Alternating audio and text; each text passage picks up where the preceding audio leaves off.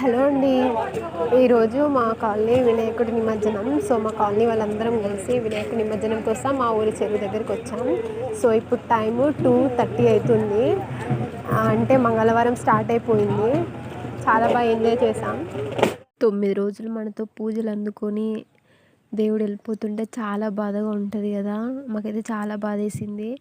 ఏ పండుగైనా ఎవరింట్లో వాళ్ళు సెలబ్రేట్ చేసుకుంటాం. వినాయక చవితి వస్తే కాలనీ అందరం ఇలా కలిసి బాగా సెలబ్రేట్ చేసుకుంటాం. మళ్ళీ వచ్చే వినాయకుని పండుగ కోసం వెయిట్ చేస్తూ ఉంటాం. చిన్న పెద్ద అందరం కలిసి నిమజ్జనంలో పాల్గొంటాం. తెలియక చేసిన తప్పులని క్షమించి, తెలిసి చేసిన తప్పులకి చిన్న చిన్న పనిష్మెంట్లు ఇచ్చి అందరినీ మంచి దారిలో నడిపించి మళ్ళొచ్చే సంవత్సరం ఇలాగే సంతోషంగా అందరం కలిసి జరుపుకోవాలని ఆ దేవుణ్ణి కోరుకుంటున్నా.